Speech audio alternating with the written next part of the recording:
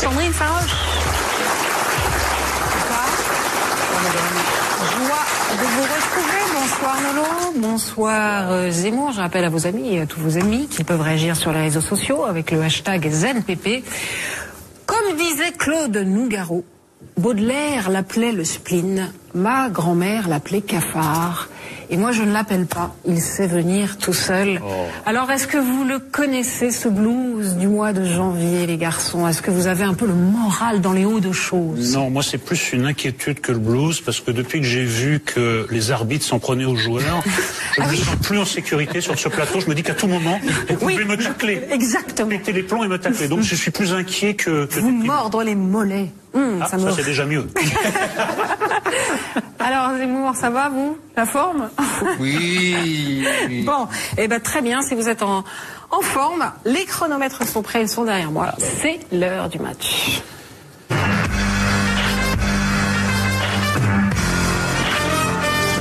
Millions de boîtes de lait infantile rappelées, 83 pays concernés, 35 bébés malades et la mise en cause pêle-mêle de Lactalis, de la DGCCRF, donc de l'État, de la grande distribution. L'affaire ressemble à un film d'Yves Boisset dans les années 80. En prenant un peu de recul, de quoi cette affaire Lactalis est-elle donc le symbole, messieurs? Nolo? C'est une question qui est pas si facile parce qu'il y a quelque chose de familier et quelque chose d'inédit dans cette histoire. De familier, c'est hélas pas le premier scandale sanitaire, les œufs contaminés, les lasagnes à la viande de cheval, etc. Mais il y a une perquisition aujourd'hui d'ailleurs chez Lactalis. Voilà, il y a quand même quelque chose d'inédit, c'est que d'habitude, dans les situations de crise, on en fait vraiment beaucoup dans la communication. Et là, Lactalis a choisi exactement l'inverse. C'est-à-dire que la première prise de parole est intervenue très tard et le patron lui-même, le patron du groupe Lactalis, le mystérieux Emmanuel Beignet, est sorti de son silence, mais vraiment à contre-cœur. On avait vraiment l'impression qu'on l'obligeait à rompre un vœu de silence, et son interview au JDD manquait totalement d'humanité, d'empathie. C'est-à-dire qu'il a vraiment foulé aux pieds toutes les règles de base dans cette situation. Alors la vraie question qui se pose, et dans l'état actuel de l'enquête, c'est pas encore, on peut pas encore le dire, c'est est-ce qu'il s'agit d'un incident isolé ou est-ce qu'on paye là la volonté de produire en énorme quantité avec un abaissement des normes de sécurité? Il y avait eu déjà un empoisonnement, enfin une contamination à la salmonelle dans la même entreprise, la même usine, avant qu'elle soit rachetée par Lactalis. Puis le deuxième mystère, c'est comment se fait-il que des millions de boîtes, après l'alerte, restent en vente dans les grandes surfaces? Est-ce que là aussi, la volonté de faire à tout prix du chiffre d'affaires explique cela, ou c'est seulement un dysfonctionnement, ou est-ce qu'on paye en fait cette industrie qui est devenue un peu folle? Voilà. Mais dans l'état actuel de l'enquête, j'avoue que j'ai pas plus de lumière que ça. Zemmour, ça vous semble signifiant de quelque chose? Écoute, moi, c'est comme les autres, c'est-à-dire comme je me souviens très bien de des lasagnes au cheval. Des lasagnes au cheval. En fait, qu'est-ce que c'est? C'est une espèce de trilogie, c'est-à-dire délocalisation, mondialisation, grande distribution. C'est-à-dire que on met dans les produits, enfin on met plutôt dans les aliments des produits venant du monde entier. On ne sait pas d'où ça vient, on ne maîtrise rien, c'est noyauté par les mafias. Tu te souviens, pour les lasagnes au cheval, c'était ça. Il y avait. Enfin là, c'est pas le cas. Enfin. Non, mais je te dis, c'est si tu veux, comme on ne contrôle rien, puisque c'est sur toute la planète, il y a évidemment des possibilités de fraude et de mafia, etc. On ne maîtrise rien, on va toujours au moins cher. Ça arrive dans la grande distribution qui organise, qui est le vrai parrain de ce système. On ne dira jamais assez le mal qu'a fait la grande distribution. C'est une invention française, en fait, la grande distribution. Parce que les Italiens, ils ont beaucoup mieux préservé leur territoire. Moi, je dirais une malédiction française. La grande distribution, c'est une des 10 plaies d'Égypte. Enfin, c'est quelque chose d'inouï. Ça nous a coûté en emploi, ça nous a coûté en sécurité, ça nous a coûté en qualité. Ça nous a coûté en centre-ville. En centre-ville. Non, mais c'est une catastrophe en esthétique. Tous les entrées de ville sont massacrées. Enfin, moi, je passerai ma vie à faire le procès des grandes surfaces. Mais là, la question, c'est... c'est lié. Oui, mais est-ce que les grandes surfaces s'appuient sur les grands groupes, les grands groupes s'appuient sur les grandes surfaces, les deux s'allient pour tuer tous les petits qui essayent de faire un peu du local, etc. Et ça, voilà comment. Est-ce que ça va pas permettre de mettre des normes ou mais à chaque fois on dit ça et il y a un nouveau scandale qui arrive. Non, mais là, la question, c'est de savoir si on a affaire à un système. Parce que Lactalis est quand même très célèbre pour étrangler ses fournisseurs. il y avait un reportage cache investigation sur le qui lait, montrait que... Mais comme la distribution. Voilà, non mais voilà, les gens ne sont pas payés au juste prix. Alors est-ce que cette volonté vraiment du profit maximal explique ce dysfonctionnement? Ça c'est la première question. Ensuite, il y a quand même deux faits quand même très très étranges. C'est que Lactalis ne prenne pas la mesure du scandale, alors qu'on sait très bien que tout ce qui se rapporte aux enfants est extrêmement inflammable. Et puis cette maladresse de dire de toute façon, toutes les familles seront indemnisées du genre, on va vous donner un peu d'argent, donc calmez-vous. Enfin, je trouve que c'est presque un cas d'école d'une communication catastrophique. Il reste à savoir si c'est le symptôme d'un problème beaucoup plus grave, un problème sanitaire beaucoup plus grave en France. Bien, on va suivre le dossier. Oh, messieurs, alors le gong a retenti, mais aussi vous avez un message, dites-moi, figurez-vous. Hein je suis proche de l'Oscar, là, Nolo. Hein. Mais Zemmour est pas loin. Oui, mais... Alors, il y a un message de Magali qui dit: que pense-t-il de Parcoursup? Est-ce vraiment le problème dans l'éducation? En sous-texte, messieurs, faut-il comprendre que la sélection à l'université, à l'entrée à l'université va peu à peu advenir en France? Moi, j'ai pas de position philosophique arrêtée. Je dis simplement que n'importe quel système sera préférable à celui que j'ai connu à l'université. Celui que j'ai connu à l'université, ça consistait à parquer des centaines d'étudiants dans des filières où ils n'avaient rien à faire. Ils s'inscrivaient là parce qu'ils savaient pas trop où aller. Si bien que moi j'étais en lettres... à la fin de l'année, en décembre. Avant, au bout de 15 jours. Il y avait les premiers départs en masse. C'est-à-dire que moi qui étais en lettres modernes par amour de la littérature, je me retrouvais avec des gens qui au bout d'une semaine disaient mais en fait ça m'intéresse pas du tout. Au bout de 15 jours on avait perdu 100, etc. Et arrivé en 4e et 5e année, il n'en restait plus qu'une dizaine. Donc je pense que tout est préférable à cette entreprise de massification de l'éducation qui est fait absolument sans discernement. Enfin, après, on était au tirage au sort il y a quelques mois. Non, mais là, il change un peu le principe, c'est quand même... Je comprends. Mais enfin, entre le tirage au sort et le fait de dire ouvrons les portes et venez alors que vous n'avez rien à faire ici, je pense qu'il y a un moyen terme à trouver. Non, mais moi j'ai une position très simple, très claire, je suis pour la sélection. Voilà, à tous les échelons.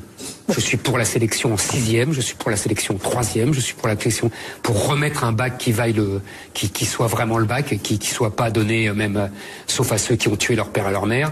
Je suis pour la sélection à l'entrée de l'université, comme dans les grandes écoles. Je suis pour la sélection à tous les étages. Je pense que on s'est laissé depuis 40 ans noyer par la massification. Il y a le général de Gaulle avait déjà vu ça dans les années 60.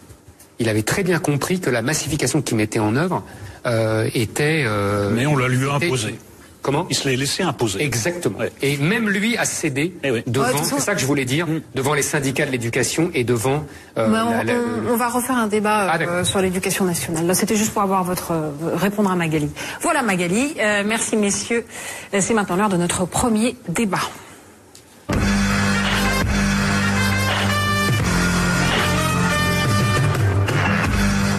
L'Europe est en proie à la plus grande vague migratoire depuis la fin de la Seconde Guerre mondiale. La France prépare donc une nouvelle loi, asile et immigration.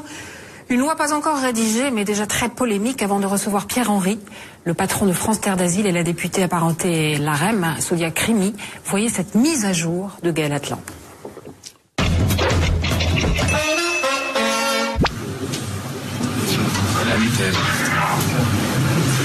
What we started to do, probably you heard about that end of last year. If we send people to protect directly in the countries, and when they have the right... Du dialogue, de l'écoute et de la fermeté.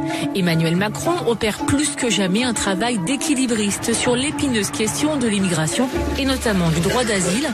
Sur le sujet, le président exige de l'humanité et d'efficacité.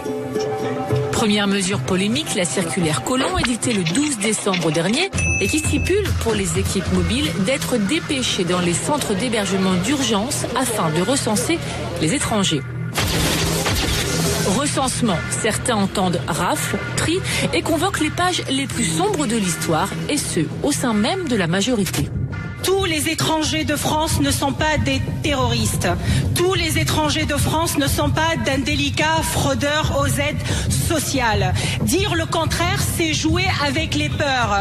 Aucun gouvernement depuis la Seconde Guerre mondiale n'avait osé aller jusque-là. M. Sarkozy était violent verbalement, mais sur le terrain, il était pragmatique. M. Macron est doucereux verbalement, et sur le terrain, c'est la dague. Le 11 janvier, alors que la polémique ne cesse d'enfler, le gouvernement a présenté les grandes lignes du projet de loi à venir, Asile et Immigration. Le texte prévoit entre autres le renforcement et l'accélération des procédures administratives. Nous voulons mieux accueillir, mieux intégrer toutes les personnes qui ont le droit d'être sur notre territoire. Et ce que nous voulons, parce que nous ne pouvons pas tenir cette promesse, c'est organiser des modalités de reconduite à la frontière des personnes que nous ne pouvons pas accueillir et nous ne pouvons pas intégrer. Moins, mais mieux donc, selon le gouvernement, sans convaincre pour autant les associations et les syndicats. Notre pays est en train de perdre son âme sur la question de la politique des migrants. Simplement, l'asile, ça n'est pas l'accueil. Je pense que quand il y a des désaccords entre le peuple et les intellectuels, c'est parfois parce qu'il y a beaucoup de confusion chez les intellectuels. Il faut se garder des faux bons sentiments. Il faut se garder de toute brutalité. On s'honorerait à avoir un président de la République qui respecte les principes sacrés de la République. Et il faut avoir cette exigence chevillée au corps. Hier, après un mois de polémique, Emmanuel Macron et Gérard Collomb se sont rendus à Calais, ville emblématique de l'incapacité des politiques en matière d'immigration. Mais cette visite est bien plus que symbolique. Le chef de l'État est venu défendre sa politique migratoire controversée avec un discours martial. L'ordre républicain vaut pour tout le monde. On fait la République au concret. On ne la fait pas en deux lignes. Un matin de mauvaise conscience. L'objectif, oui, il est bien d'accueillir tout le monde de manière inconditionnelle, de vérifier tout de suite, de pouvoir instruire rapidement, de protéger les uns, de raccompagner les autres. Avec ce projet de loi et cette détermination, Emmanuel Macron est-il dans la continuité de Michel Rocard qui posait déjà des limites à l'accueil? Ou bien a-t-il été déjà plus loin que Nicolas Sarkozy au risque d'hypothéquer son quinquennat? Voici Sonia Crimi et Pierre-Henri. Bonsoir. Asseyez-vous, prenez place. On vous a donc mis évidemment la chanson de Maxime Le Forestier qui s'appelle Être né quelque part pour vous accueillir. Bonsoir Sonia Crimi. Vous êtes députée mais pas apparentée LaREM ou apparentée LaREM? Je ne suis plus apparentée LaREM. Vous n'êtes plus apparenté LaREM à cause de ce dossier, justement? Ah non. C'est les conditions de mon élection. En fait, j'étais élue sans étiquette et j'ai gagné. Et donc, j'ai rejoint En Marche en apparenté. Et là, depuis 2 ou 3 mois, il me semble, je suis la République En Marche à part entière. J'ai battu un République En Marche en fait au deuxième tour. D'accord, je croyais que vous étiez passé France Insoumise. Voilà. Non. Je ne suis pas, je n'ai pas de dogme, j'ai pas été dans d'autres partis. D'accord. C'était une petite mise au point. Et alors, on vous a vu dans le sujet il y a quelques semaines ému, notamment sur la circulaire Collomb sur le se réserver aux migrants. On va en parler. Oui. Bonsoir Pierre-Henri. Bonsoir. Vous êtes directeur général de France Terre d'Asile. Alors, qu'est-ce que vous inspire, quel commentaire vous inspire la visite d'Emmanuel Macron hier dans les Hauts-de-France?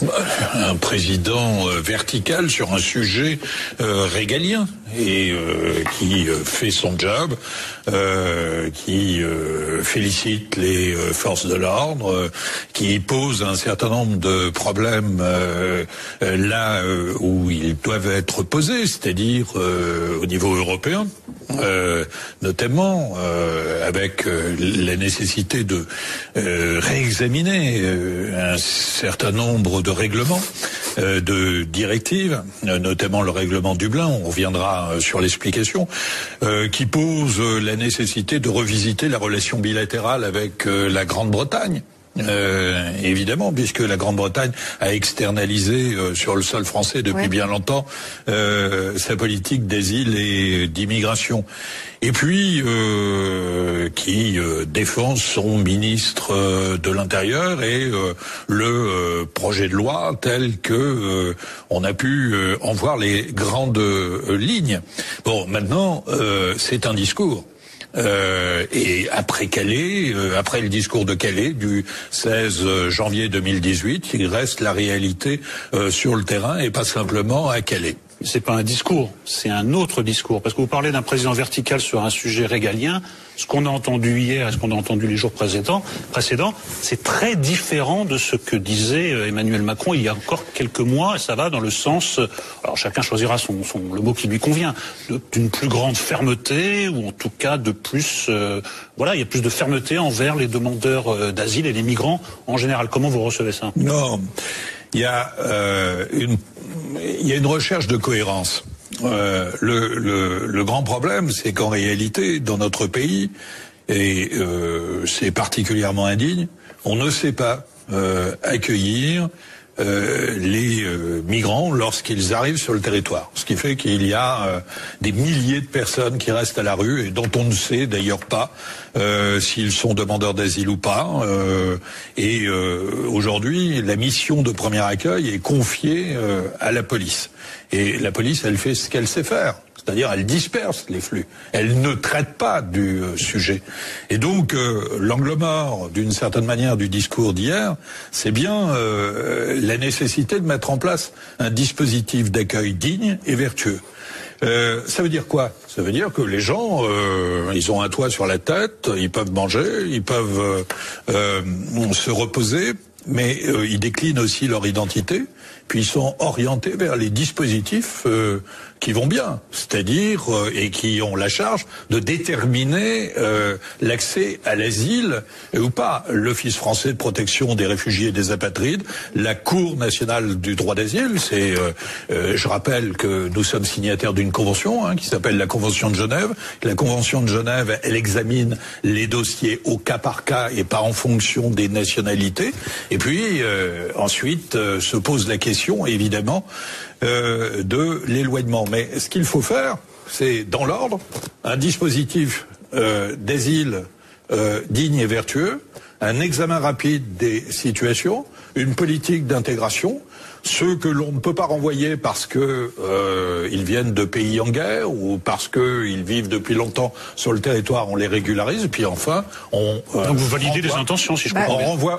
Mais non, il manque le dispositif de premier accueil encore. Sinon, pour le reste, il est difficile. Il est difficile. Je croyais que vous étiez vent debout contre la loi Collomb. Je comprends rien. Parce que vous mélangez tout. Ah, c'est mélangé. Je vous préviens encore un mot. Je vous préviens, moi, je parle pas le sémourien. Ah bon, d'accord. Oui. Donc, je vous ai dit simplement, je croyais que vous étiez vent debout contre la loi Collomb, c'est tout. Mais, pour l'instant, j'ai dit que ça. Eh bien, parce que il y a aussi des différences dans le milieu associatif.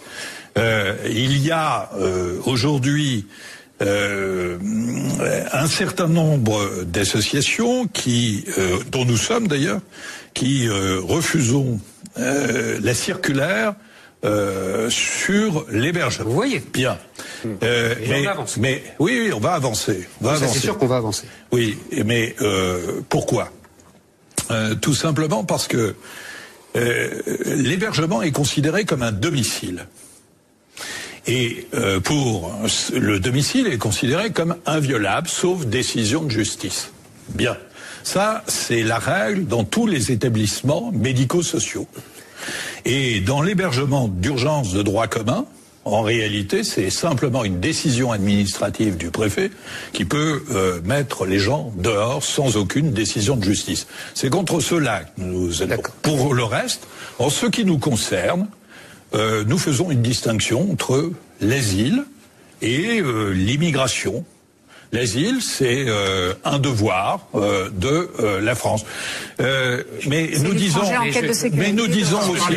disons aussi que chacun doit être accueilli en dignité. Alors, moi, pour répondre à la question de Nolo, je ne pense pas que Emmanuel Macron a changé, parce que quand on a rédigé vraiment le programme d'Emmanuel Macron, on n'est pas rentré dans les délais, dans les détails, et on n'a pas promis cela. Mais en revanche, l'état d'esprit d'Emmanuel Macron était très très clair, vers une vision plus humaniste, plus digne et plus respectueuse de tout le monde. Il a cité l'Allemagne à l'époque, et personne n'a raté cela. En revanche, ce qu'on dit aujourd'hui, bien évidemment, qu'on a un socle asile, et ça, aucune discussion autour de cela, aucune discussion autour des moyens qu'on doit donner face à cette loi, on en discutera après. Il y a un deuxième socle qui est immigration. Aujourd'hui, on doit être aussi responsable et dire aux personnes qu'on ne peut pas accueillir chez nous, qu'on ne peut pas. Donc il faut être digne parce qu'il n'y a pas pire qu'un espoir déçu. D'accord? Donc qu'est-ce qui se passe aujourd'hui? Vous avez des personnes qui rentrent chez vous. Après, vous avez une vie qui se passe. 2 mois, 3 mois, 1 an. 14 mois, hein, c'est le délai aujourd'hui pour répondre. 11 mois. Hein, 11, 14, on dit voilà, bon, entre 3, 6, bon, très bien, on a un délai. Entre-temps, les gens, qu'est-ce qu'ils font? Ils vivent. Aujourd'hui, entre ce moment-là et le moment où les personnes, on leur dit vous restez chez nous et on vous accueille, il y a une politique d'intégration qu'il faut mettre en place, qu'il faut renforcer par des cours de français, et on ne reviendra pas dessus. En revanche, il faut qu'on soit très clair vers les personnes qui ne peuvent pas rester chez nous. Mais il y a un laps de temps qui se passe. D'accord? Et les gens errent. Et les gens errent dans les rues. Donc, on peut pas aujourd'hui en France, avoir, entre ces deux temps, avoir une population qui erre en France et qui n'a aucune existence juridique. Alors, moi, j'aimerais un peu remettre les pendules à l'heure. On me parle de droit d'asile, ma pendule et mon heure. Oui, voilà. Mais vous savez, en général, je parle toujours pour moi. Il est rare que je parle pour les invités. Donc, qu'est-ce que le droit d'asile? Le droit d'asile, c'est Victor Hugo à Guernesey. Le droit d'asile, c'est Solzhenitsyn dans le Vermont. Le droit d'asile, c'est Milan Kundera à Paris. Le droit d'asile, c'est Mazzini, le héros de 1848. Chimiquement pur. Exactement. Ouais, c'est-à-dire des individus qui est des héros, pas du tout, des héros de la liberté, des héros de la liberté, qui demandent l'asile parce que leur régime est tyrannique et leur vie est en danger. Quand on a 100 000 demandes de droit d'asile, 73 000 exactement. 100 000 les statistiques officielles. Alors vous avez 75 000 en 2016 et 100 000 à la fin de 2017. Merci. Mais non, 100 000. On parle des premières demandes. Et il y en a 85 000 qu'on a déjà repoussé. Bon allez, 73 000 premières demandes. Quand on est à 100 000, ce n'est plus du droit d'asile. Ce n'est plus du droit d'asile. C'est des réfugiés syriens, irakiens, je finis 2,5 millions parce de que personnes la depuis querelle est 2015. d'abord sémantique. Mais c'est forcément des gens migrants, qui ça veut dire cherchent la qu'ils ont le droit de sécurité. migrer. Moi, j'estime migrant, que des ça gens... veut dire quitter son pays. Absolument. Ça veut dire quitter son pays, franchir une frontière et s'installer dans un autre pays au moins pendant 1 an. Non, ça c'est la définition de l'Organisation des Nations Unies. Mais je me moque de l'Organisation des Nations Unies. Vous vous moquez de tout. Absolument, parce que l'Organisation des Nations Absolument. Mais laissez-moi parler, je vous ai laissé parler ça. L'Organisation des Nations Unies, monsieur, organise l'invasion de l'Europe. Oui, voilà. Absolument. Délibérément. Il y a des chiffres apocalyptiques. D'ailleurs, je vous renvoie au rapport de l'ONU qui veut qu'on prenne des millions d'immigrés. C'est ce qui va arriver avec vous. Non. Donc je dis... Il y a un trait démographique. C'est un rapport de 2000 qui parle de la nécessité pour l'Europe, en raison du vieillissement, à l'échéance 2050, d'avoir une certaine migration. Oui, de millions de personnes. Mais arrêtez. Mais non, j'arrête pas du tout. Non, je vais continuer même ça. Vous vous embêtez, je vais continuer. Depuis 10 ans, mais vous aussi c'est attendu, vous savez. Nous sommes là pour ça, pour délivrer des discours attendus et que les gens je vous propose d'avancer un peu. Voilà. Donc aujourd'hui, on a depuis des années 200 000 immigrés réguliers par an, c'est-à-dire regroupement familial, étudiants, mariage. Ça vous pose un problème les étudiants? Énorme. Ça vous pose un problème les étudiants? Laissez-moi parler tout le temps. Vous m'interrompez tout le temps, je peux pas finir. C'est extraordinaire. Oui, ça me pose un problème. 80 000 étudiants chaque année. Oui, monsieur. Ça me pose un problème. C'est une politique qui est assumée par tout le monde. Non, pas par le peuple. Par les élites et par les autorités. Mais le peuple est contre. Regardez tous les sondages. Vous avez le peuple? Non, les sondages, monsieur Henry. Les sondages. L'opinion publique. Oui, l'opinion publique. Oui, je sais que vous asseyez dessus, que vous n'avez rien à foutre. Mais moi, ça me concerne, le peuple français. Finis ta démonstration. Deuxièmement, 200 000 réguliers. 200 000 au moins irréguliers. 100 000 droits d'asile. Ça fait à peu près 500 000 par an. La démographe Tribala dit on a un rythme d'immigration qui correspond aux années Pompidou, c'est-à-dire les années de la plus grande croissance et de la plus grande immigration. La vérité, c'est qu'aujourd'hui, qu'est-ce que c'est que ce droit d'asile? Ce sont des hommes pour la plupart. Il y a très peu de femmes, très peu d'enfants.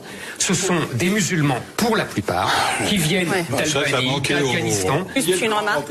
Mais le grand remplacement, il est évident. Ouais. Il est évident. Ouais. Moi, je pense que c'est discussions qui n'ont rien à voir avec le cœur du sujet de, c'est le cœur la du loi. Sujet, madame, non. Moi, je pense que ces questions migratoires qui vont être utilisées par les extrêmes, dans les deux extrêmes, parce qu'à chaque fois c'est la même histoire, à chaque fois c'est les musulmans, à chaque fois c'est les gens horribles. C'est la réalité. Les gens ils viennent chez nous pour être heureux. Non. Les gens ils viennent pas chez nous pour nous embêter. Pendant qu'on parle de ça, on parle pas des effectifs manquants dans les préfectures, dans les sous-préfectures, dans les trains. Moi je veux pas les accueillir, madame. Excusez-moi. Pendant qu'on parle de ça, on parle pas d'un monsieur que j'ai rencontré. Je vais l'appeler Monsieur T. Monsieur T, que c'est son 7e séjour au CRA en 2017. Madame, je ne veux pas les accueillir. Il fait prison. Ne me demandez pas comment on les accueille. Je ne veux pas. Et après, il fait la rue. Et après, il vole quelque chose. Et après, on le met en prison. Dire ce que vous dites, c'est ne pas voir la réalité en face. La réalité, madame, c'est 90% des députés du droit d'asile qui ne repartent jamais. Migratoire qui va. Celui-là, c'est un sujet. C'est un sujet. Merci. Oui, mais alors, attendez. Je vous remercie. Si vous êtes un peu sage, on peut peut-être discuter. Je suis toujours sage, vous savez. Je suis toujours sage. Malheureusement, je suis toujours sage. Bon, oui, vous avez raison. 10% des personnes qui sont déboutées du droit d'asile, aujourd'hui et depuis près de 40 ans, ne repartent pas pour différentes raisons. 90% ne repartent pas, pardon. Oui, 10%. Vous avez dit 10%. 10% repartent. Ah, voilà, d'accord. 10% repartent. Il y a un vrai sujet autour de cela. Maintenant, c'est pas aussi simple que vous voudriez le dire. Si, c'est très simple. Il y a un certain nombre de personnes qui ne peuvent être renvoyées dans leur pays parce que le pays est en guerre, même s'ils n'ont pas le droit d'asile. Ensuite, vous avez les pays d'origine qui ne délivrent pas les visas consulaires. Absolument. Parce que l'expatriation est un élément en réalité de ressources pour le pays. Bon, ne vous le faites pas dire. À partir de là, quand on améliore les procédures de reconduite, lorsqu'elles sont possibles et lorsqu'elles ne contreviennent pas à la Convention européenne des droits de l'homme, évidemment, moi, je n'ai aucun problème. Dans le cadre, c'est normal. Mais vous êtes contre la Convention des droits de l'homme. Parce que dans le cadre de la Convention européenne des droits de l'homme, tout sauter. Vous laissez parler. Oui, monsieur. C'est formidable. Il faut suspendre. Attends, 30 secondes. Excuse-moi. 30 secondes. Dans le cadre de la. Attendez. Parce que vous ne pouvez pas dire. J'en ai vraiment pour une minute. Excuse-moi. Parce que vous ne pouvez pas dire à la fois le fait que 90% ne rentrent pas de déboutés de droit d'asile. C'est un vrai problème, vous le dites vous-même. Et en même temps, selon la terminologie macronienne, il faut respecter les conventions européennes. Parce que l'un est la cause de l'autre, monsieur Henry. Parce que c'est à cause des conventions européennes et de la jurisprudence européenne qui nous interdit pratiquement de renvoyer quiconque. Et nous sommes oui. Moi, je voudrais orienter le débat d'une autre manière. D'abord, je voudrais dire à Eric qu'il est complètement inepte de mélanger les demandeurs d'asile et les étudiants, par exemple. C'est deux cas complètement différents. Et d'ailleurs, la France a tout intérêt. Dans cette compétition mondialisée, la France a tout intérêt à accueillir le maximum d'étudiants. Mais vous disiez vous-même qu'on était allé foutre le bordel, comme dit le président, dans ces pays-là, et qu'il y a eu 2 millions et demi. Voilà. Mais c'était pour des raisons humanitaires.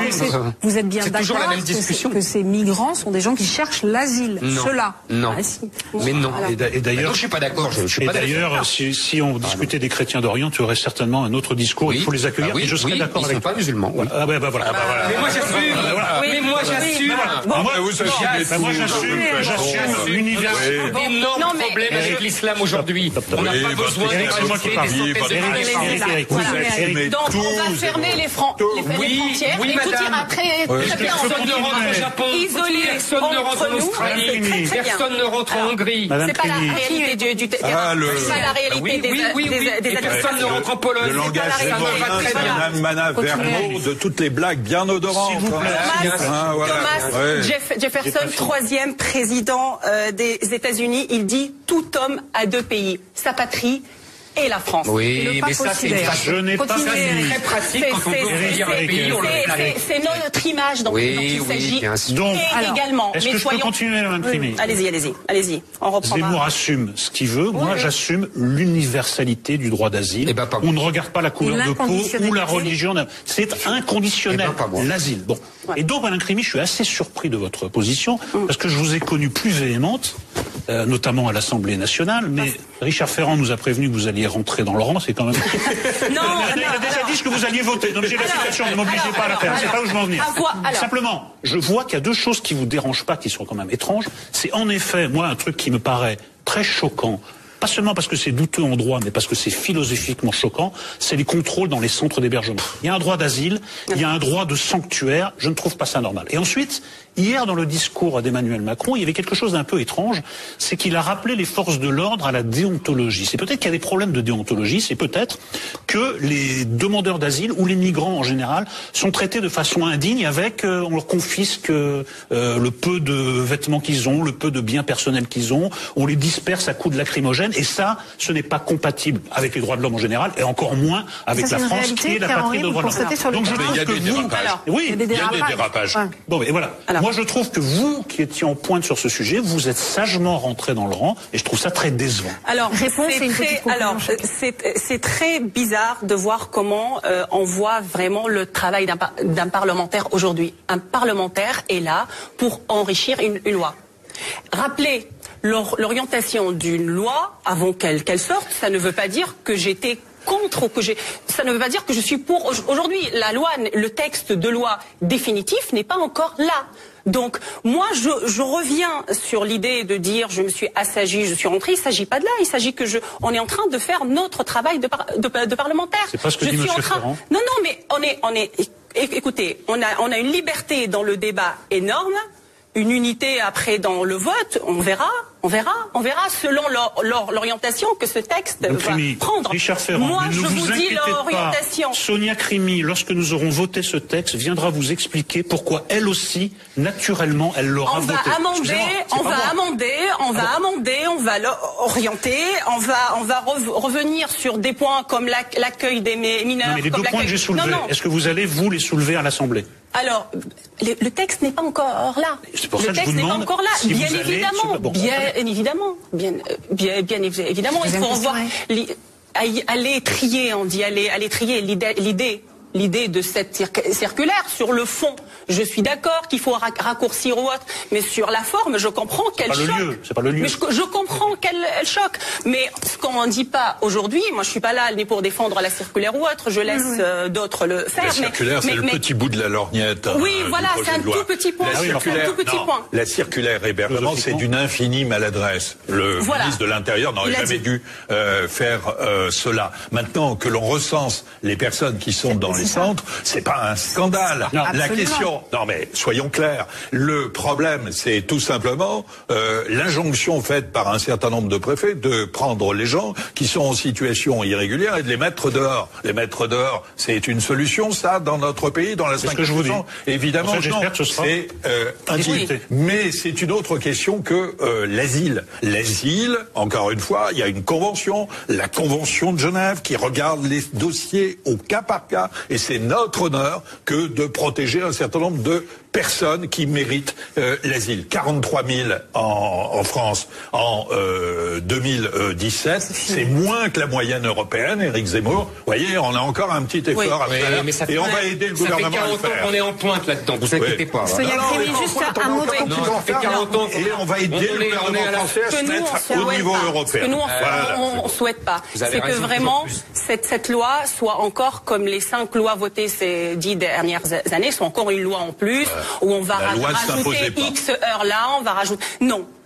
L'idée au-delà, bien évidemment, c'est d'avoir des vrais, comment comment dire, des vraies procédures plus simples, des moyens plus dans les préfectures, dans les sous-préfectures, des moyens pour l'intégration, pour les gendarmes, et des moyens aussi pour le nombre d'heures, pour le nombre de cours, le nombre d'heures. On n'enseigne pas assez. Je crois qu'en Allemagne c'est 800. En Allemagne c'est 800.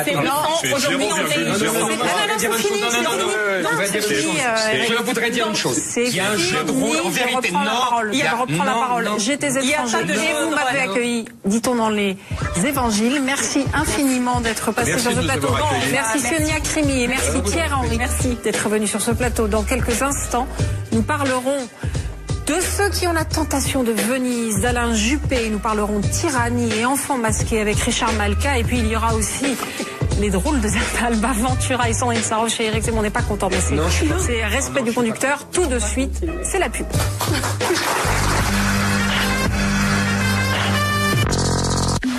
Dimanche soir sur Paris Première.